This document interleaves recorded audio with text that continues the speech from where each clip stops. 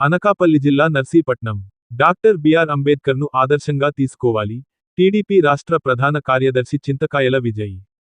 పాత బైపిరెడ్డిపాలెంలో అంబేద్కర్ యూత్ ఆధ్వర్యంలో భారత రాజ్యాంగ నిర్మాత డాక్టర్ బిఆర్ అంబేద్కర్ గారి 134వ జయంతి సందర్భంగా టీడీపీ రాష్ట్ర ప్రధాన కార్యదర్శి చింతకాయల విజయ్ విగ్రహాన్ని ఆవిష్కరించారు.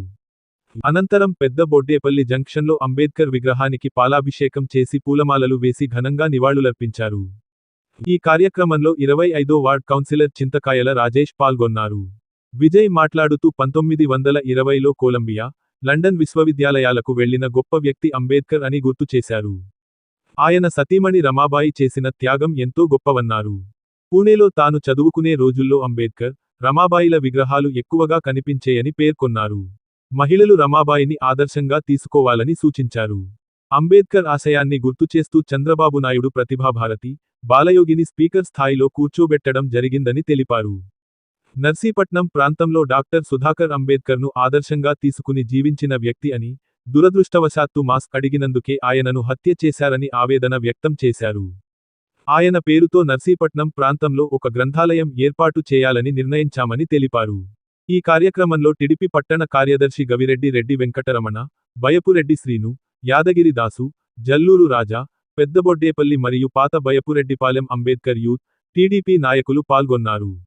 ఈరోజు భీమ్రావ్ రామ్జీ అంబేద్కర్ గారు, బాబాసాహెబ్ అంబేద్కర్ గారు జయంతి సంబంధించి చాలా మటుకు ప్రతి విగ్రహం దగ్గరికి వెళ్ళి ఆయనకి నివాళులు అర్పిస్తున్నాం.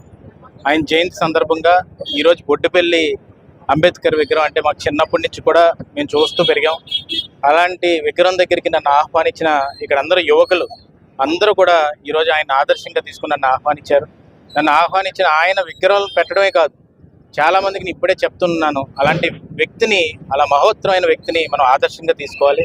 ఎందుకంటే ఆ రోజుల్లో 1920లోని ఒకే ఒక మాట యువకులందరికీ చెప్తుంది ఏంటంటే, అత్యంత ప్రెస్టీజియస్ యూనివర్సిటీస్, కొలంబియా యూనివర్సిటీ కానీ, London school of economics university కానీ లండన్లో, అలాంటి యూనివర్సిటీలకు వెళ్ళిన వ్యక్తి ఆయన. అలాగే ఆయన సతీమణి రమాబాయి కూడా ఎంతో త్యాగం చేసిన వ్యక్తిత్వం కలిగిన వ్యక్తి ఆమె. అందరూ ఉమెన్ కూడా ఆమెని ఆదర్శంగా తీసుకోవాలి. ఆయన జయంతి రోజు ఆమెని కూడా నేను గుర్తు చేస్తుంది. ఎందుకంటే నేను పూణేలో చదివినప్పుడు ఇద్దరు విగ్రహాలు కూడా నాకు ఎక్కడ పడితే అక్కడ కనపడతాయి. అప్పుడు నేను చరిత్ర తెలుసుకున్నప్పుడు రమాబాయి గారు కూడా ఎంత కష్టపడ్డారు ఆయన గురించి అని చెప్తూ ఉంటారు.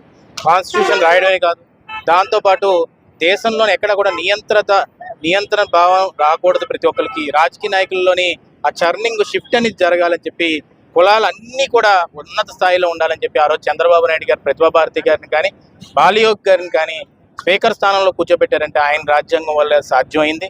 అలాగే ఈరోజు ప్రెసిడెంట్ ఆఫ్ ఇండియా కూడా కూర్చున్నారంటే ఆయన రాజ్యాంగం వల్ల సాధ్యమైంది.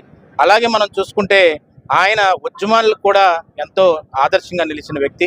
అలాంటి వ్యక్తిత్వం కలిగిన వ్యక్తి గురించి ఈరోజు మాట్లాడదలుచుకుంది. ఎందుకంటే ఈరోజు ఆయనకి నివాళులు అర్పించడానికి నేను ఎలక్షన్ ముందు ఒక మాట ఇవ్వడం జరిగింది. దాన్ని ఏంటంటే, అది డాక్టర్ సుధాకర్ గారు ఈ నర్సీపట్నం ప్రాంతంలోనే చనిపోయారు. ఆయన చనిపోకముందు ఇంటర్వ్యూ నేను చూశాను. ఆ ఇంటర్వ్యూలో ఆయన ఏమన్నారంటే, నేను అంబేద్కర్ గారిని ఇన్స్పిరేషన్గా తీసుకొని ఈ ప్రాంతంకి వచ్చి ఏజెన్సీ ముఖద్వారైన నర్సీపట్నంలో సేవ చేయడం మొదలుపెట్టాను. కోవిడ్ టైంలో కూడా పేషెంట్లని ఆయన కారులో ఎక్కించుకొని ముందుకెళ్ళానంటే ఆయన అంబేద్కర్ గారి ఆదర్శంగా తీసుకోవడం వల్లే అని ఆయన చెప్పారు. కానీ దురదృష్టశాతం ఎవరి వల్ల చనిపోయారో, ఏం చనిపోయారో కానీ ఆ రోజు ఒక మాస్క్ అడిగిన పానికి ఆయన చంపేశారు, చనిపోవడం కూడా చంపేశారు. కాబట్టి ఆయన పేరు మీద ఈ నర్సీపట్నం ప్రాంతంలో లైబ్రరీ ఉండాలని చెప్పి ఒక జీవితాశయంగా నేను పెట్టుకున్నాను.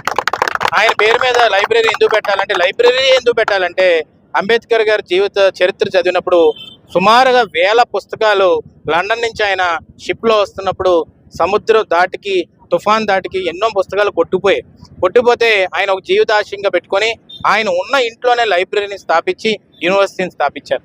కాబట్టి ఆయన ఉద్దేశం ఎప్పుడు ఏంటంటే, బుక్స్ ఉంటే చాలు, పిల్లలందరూ కూడా ఇన్స్పైర్ అయ్యి చదువుకుంటారు. రాజు అనేవాడు ఒక రాజ్యానికి మహారాజు, కానీ చదువుకునేవాడు ప్రపంచానికి మహారాజు అని చెప్పిన వ్యక్తి అంబేద్కర్ గారు. కాబట్టి రానున్న రోజుల్లో ప్రతి ఒక్కరు కూడా ఆయన ఇన్స్పైర్ అయ్యి ఆయన ఆదర్శంగా తీసుకొని ఉన్నత స్థానంకి వెళ్ళాలని చెప్పి సందర్భంగా మీ అందరికీ సవనీయంగా మనం చేస్తున్నాం. జై భీమ్.